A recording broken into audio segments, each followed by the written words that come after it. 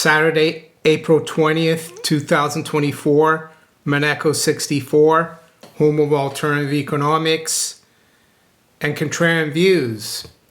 So we've been told for decades now that QE was deflationary, that it wasn't a problem. We could always reverse it. And that money printing, big government didn't matter, that we could go on and on forever doing that and there wouldn't be a price to pay. Well, even Ben Bernanke, who got a Nobel Prize for economics in 2022, he said in 2002, and I quote, "What has this got to do with monetary policy? Like gold, US dollars have value only to the extent that they are strictly limited in supply. But the US government has a technology called a printing press, or today its electronic equivalent, that allows it to produce as many US dollars as it wishes at essentially no cost. By increasing the number of US dollars in circulation, or even by credibly threatening to do so, the US government can also reduce the value of a dollar in terms of goods and services, which is equivalent to raising the prices in dollars of those goods and services. We conclude that under a paper money system, a determined government can always generate higher spending and hence positive inflation." Yeah, that was in November 2002. He wasn't the chairman at the time. It was Greenspan, but he was up and coming at the Fed. I had started accumulating a little bit of gold back in the summer of 2002. I was still working in the City of London as a futures and options broker in the government bond market. And when I heard about the speech and read it, I thought to myself, my goodness, this guy is mad. And why mad? Well, because I had read already fiat money inflation in France. I had already read about the hyperinflation in Germany. I had already started reading into the Austrian School of Economics and von Mises, and how once you go down a path of inflation, like Bernanke says, they can at no cost, it's very hard to get out of that path. And for these past 2 decades, even people who agreed with me on that, like gold bug friends that I had, very few at work, they still thought that we'd get deflation. And by deflation, I mean the fiat currency getting stronger, which to me didn't make sense. If the central bank and the government could produce this fiat currency or paper money at will, at no cost, I didn't see it happening, and it hasn't happened.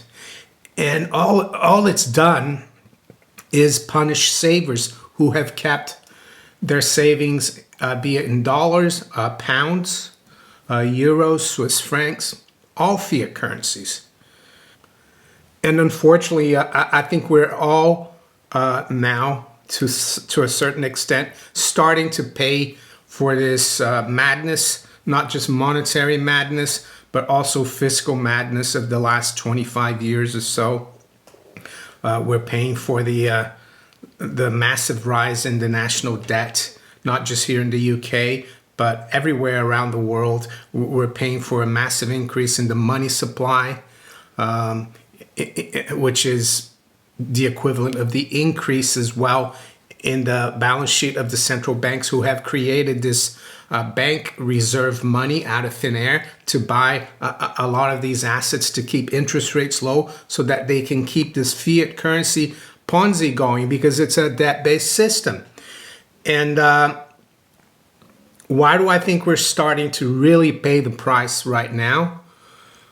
Well, because gold never lies. Yes, it might have been kept and might still be being kept a little bit suppressed, but they can't do it forever.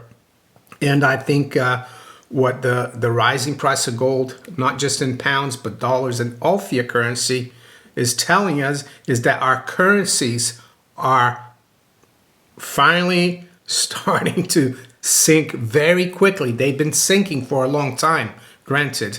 But this is where the old saying from Hemingway, I think he said, someone asked him, one of the books he wrote, how did you go bankrupt gradually and then all of us, all at once, so to speak.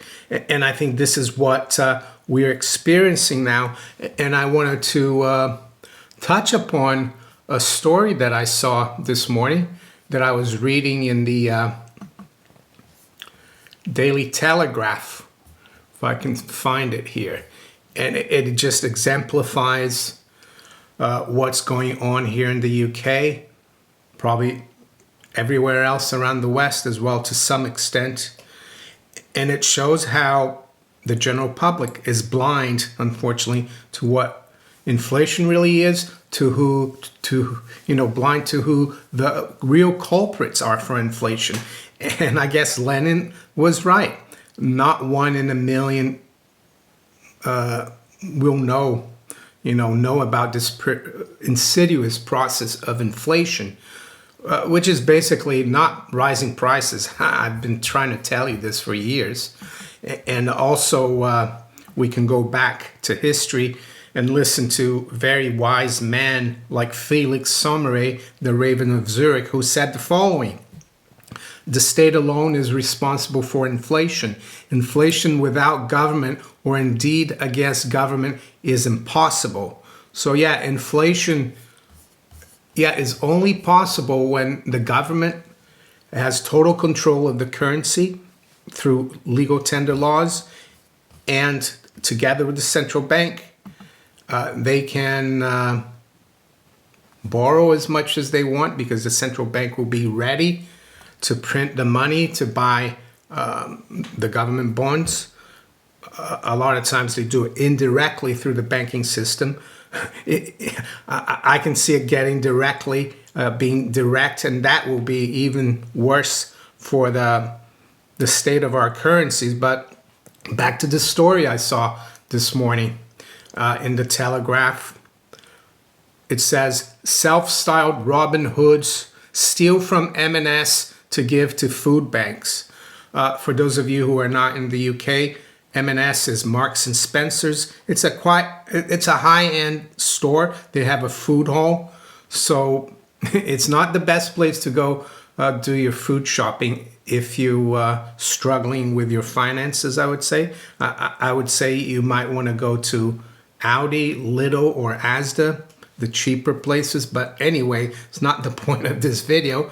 It says here, activists accuse supermarkets of profiteering and say they also plan to target other chains. So politicians, of course, don't help. Joe Biden a few weeks ago started blaming, snack companies, food snack companies for greedflation. And politicians and bankers, they will blame everyone but themselves for the inflation. They're not going to tell you that they're the ones who cause it. But it has a lot of damage on society because a lot of people believe in what these people say about inflation. And it doesn't seem to change ever. People never learn. So let's just quickly go through this article. I think it's interesting for us to see the state of the country. And hopefully you're fortunate enough, if you're listening to me, not to be in such a situation where you need to go to a food bank. Am I saying people who are hard up need to buy gold and silver? No, the reason I keep talking about gold and silver and how important it is for those of you who might have quite a bit of savings in your local fiat currency.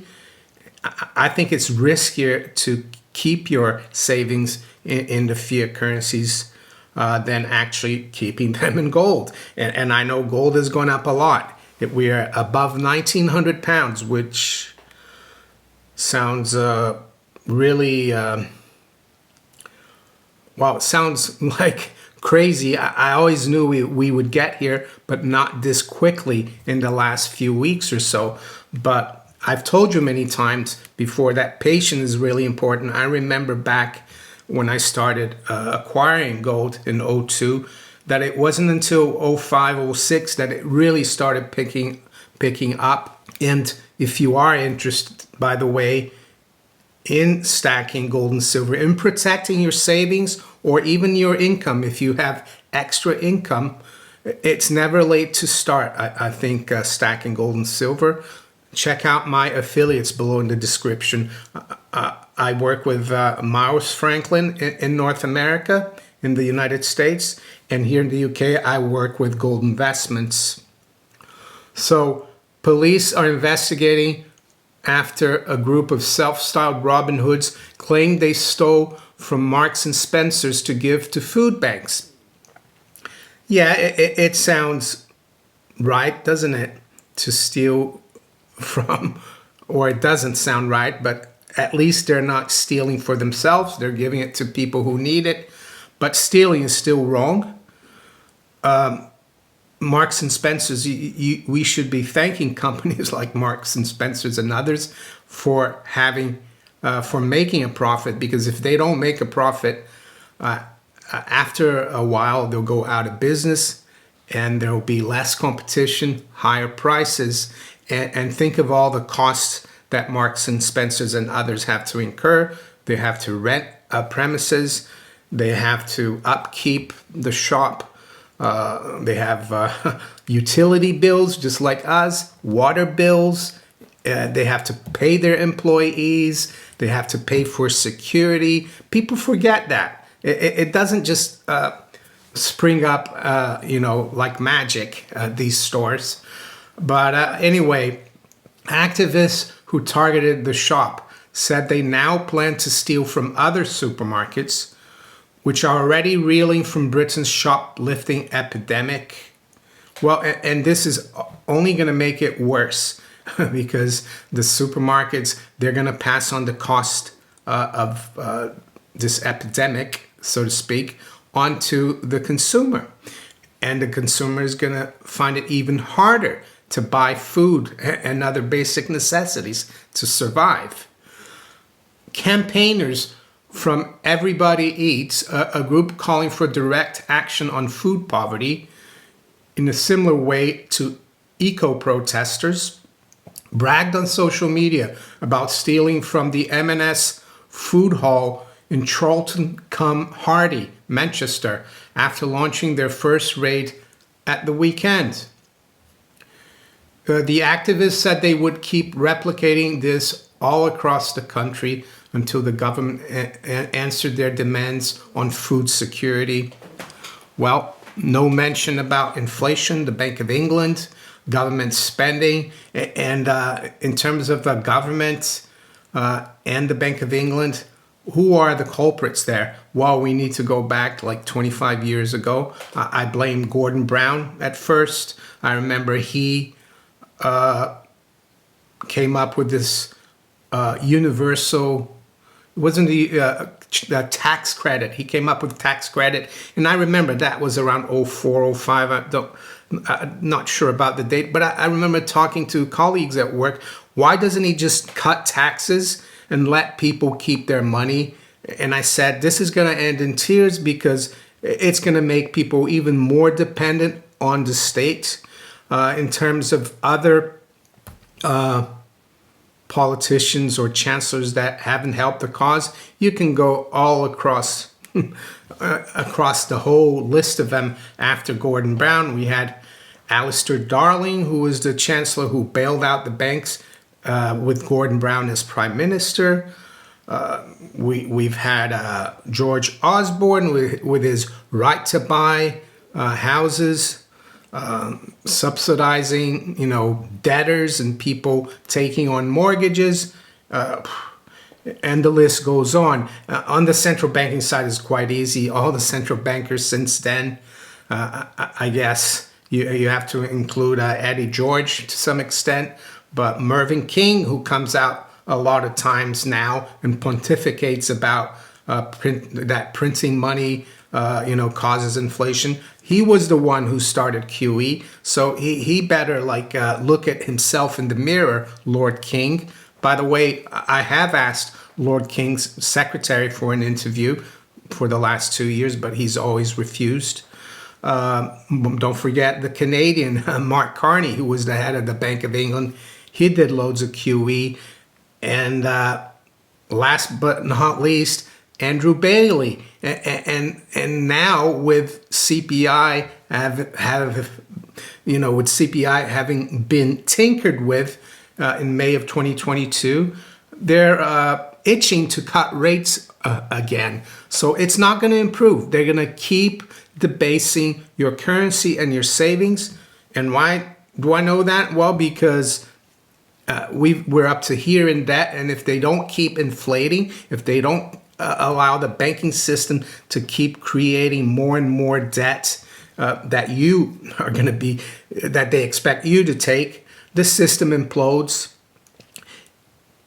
So they don't care about savers, they care about debtors. So let's continue here. I went a bit off track. Shoplifting reached its highest level in 2 decades last year, according to figures from the Office for National Statistics released in January, which showed more than 402,000 offenses were recorded in the year to September 2023. According to the British Retail Consortium, theft cost retailers almost 1.8 billion in 2022-2023, up from 953 million the previous year. I would expect that number to probably keep going up, unfortunately. The campaign by Everybody Eats threatens to put further pressure on retailers already struggling because of shoplifting amid complaints over the police response to such incidents. The group claimed that food banks were aware of where the stolen goods came from and suggested its members had been asked to help. Everybody Eats posted a photograph of activists alongside 5 bags of food, including Percy Pig sweets on X. Yeah, that's really good, isn't it? Sweets. It added in a caption, "Today we took from an M&S in Manchester without paying for it. The food will now be distributed straight to people in the community as well as local food banks. We cannot sit by as we and our friends, our families, our neighbors starve." Campaigners also filmed themselves walking gleefully into the M&S before bags with olive oil, bread, cereal, oat milk, and other foodstuffs, according to a video posted on Instagram. The footage also shows them walking out with baskets and then later unloading the goods. No security guards or shopping assistants are intervening in the clip. Just have a sip of my coffee.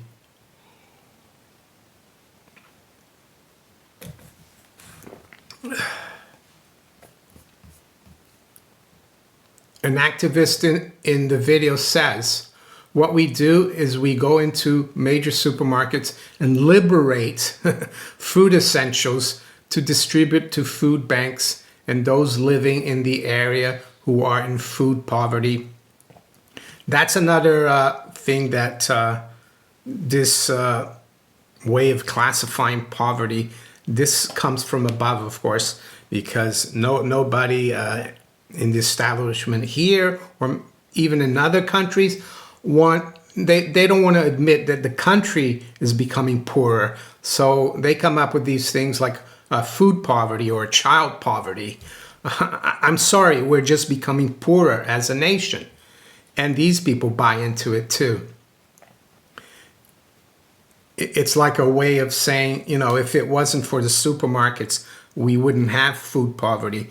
But I would argue that if it wasn't for the central banking system and the government printing and borrowing money, your currency would be still worth something and you'd be able to buy food. He then added, a lot of their own staff are living in food poverty and use food banks. We've been asked by food banks for their help. It is the right thing to do. People are hungry in the land of plenty. And I think that's obscene. So why are people going hungry in the land of plenty? Well, because the system is stealing from them. And by the system, I mean the banking and the governmental system. And who are they stealing for? Well, they're stealing for debtors. They're stealing for the bankers that they bail out in 08, 09. I always told people we're going to pay for this when all those bailouts went down. But now, of course, they're not going to blame, people are not looking at the culprits. Some of the activists covered their faces on social media as they posted with Sainsbury's bags, but others proudly showed off the food while dressed in Robin Hood costumes. No one has been arrested. Well, there's that too. The fall of the rule of law in such an instance, because when the money becomes bad, when the currency collapses, everything becomes diluted, even law and order. And it's another reason why I've affiliated myself with Dirty Man Safe, to try to keep some of my valuables, some of my treasures, so to speak, safe.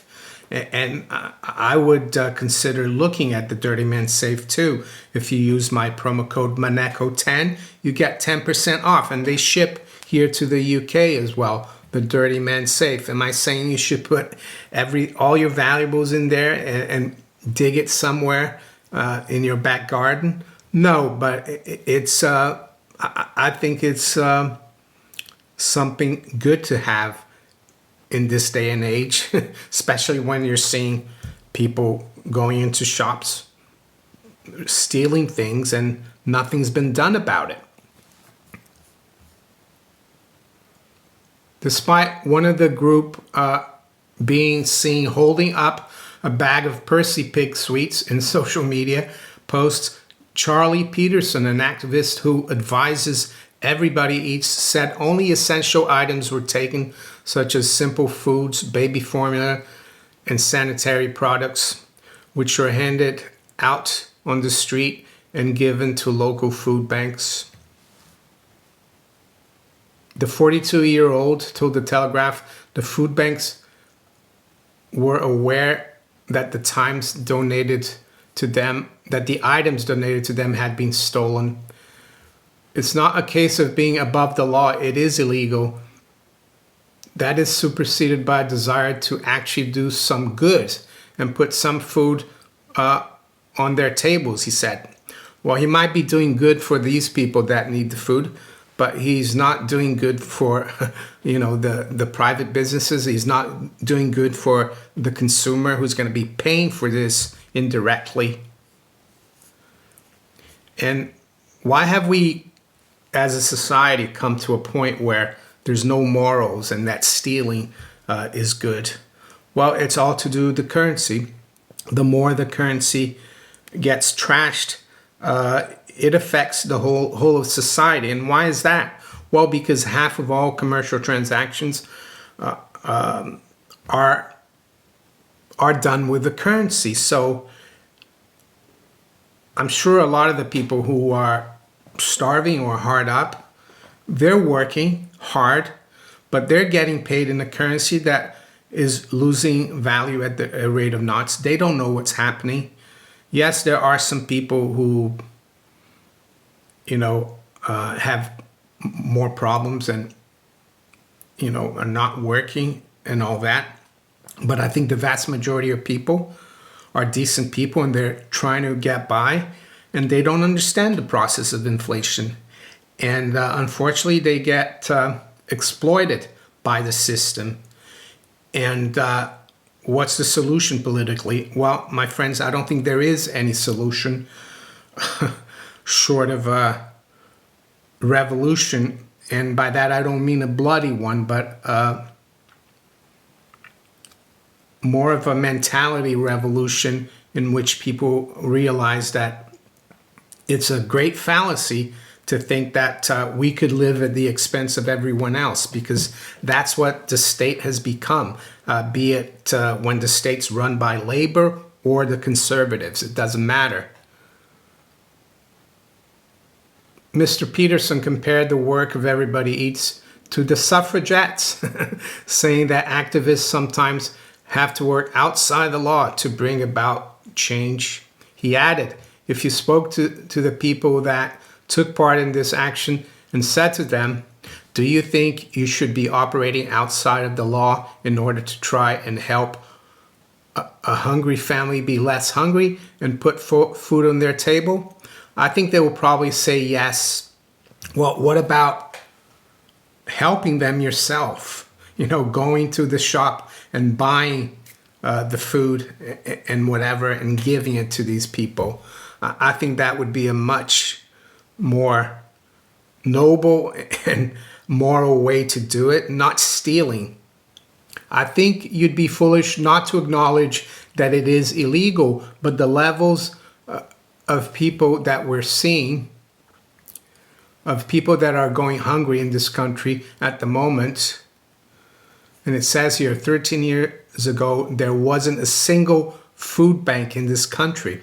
Now there's more food banks than there's ever been.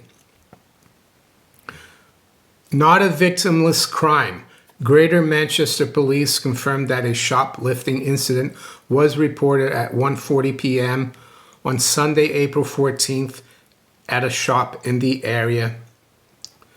The force is still investigating and urged anyone with information to contact officers. Graham Wynn, Assistant Director of Regulation at the BRC, said, stealing, however small, is not a victimless crime. The 1.8 billion pounds a year lost to shop theft would be better spent investing in lower prices and better services for customers. Meanwhile, retailers are forced to spend a further 1.2 billion a year on anti-crime measures such as CCTV, security personnel, and anti-theft devices. M&S did not respond to requests for comment. What is the solution? Well, as I said, we need a revolution in mentality, and not just you and me, but it needs to spread. People need to realize that we need to help ourselves. Yes, sometimes we do need a bit of help from friends and family. We're not perfect, but we shouldn't expect government to always be there for us. We shouldn't expect for government and the central bank to just bail everyone out, because ultimately we paid the price for it and we're paying for it right now. So why are gold and silver so important? Not just in ensuring your savings and protecting you from inflation over the long term. Well, because it's like a barometer. It's like it shows that things are not good monetarily and fiscally. And mainly because gold and silver have been money and a very stable stores of value for thousands of years. Yeah, some people might say, well, I've done well with Bitcoin. But Bitcoin hasn't been tested through the millennia. It's only been around for about 15 years or so. Yes, it's gone up a lot, but it could go down a lot as well. Gold and silver, yes, they can be choppy, but over 10, 20, 30, 40 years, especially under the current fiat currency system, they've done nothing but go up, which means the currencies have done nothing but go down. And unfortunately right now, for everyone really, it's really accelerating. That sinking of our currencies is really accelerating, and that's why we're seeing what seems like a rising gold price. So I'm going to stop right here and wish you all a very good weekend. Take care. Bye.